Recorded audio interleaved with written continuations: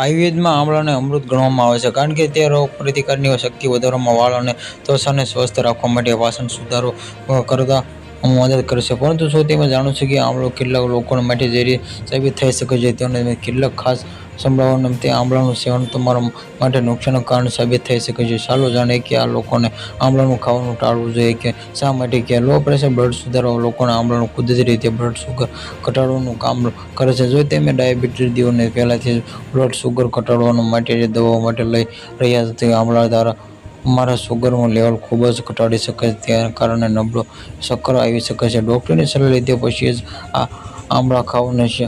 જો આમળાનો રસ પીવાનું ટાળો તો બ્લડ પ્રેશર ધરાવતા લોકોને જે ઘટાડી શકે છે અને જો હોય બીપીવાળા લોકો માટે ફાયદાકારક છે. પરંતુ જે લોકોનું બ્લડ પ્રેશર પહેલેથી જ ઓછું હોય તે માટે બધું ખતરનાક બની શકે. તમારા માટે બીપીનું ઓછું હોય તો આમળું ખાવાનું ટાળો. ડૉક્ટરની સલાહ વગર લેવાની ખાતરી કરો. જે એસિડિટી અથવા કે પેટની સમસ્યાઓથી પીડાતા લોકોને આમળાનું પ્રાકૃતિક એસિડ હોય છે. જો તમે ગેસ, એસિડિટી, પેટનો બળતરાવ અથવા કે અસહ્ય સમસ્યા હોય તો આમળો તમારા માટે ખૂબ નુકસાનકારક સાબિત થઈ શકે છે.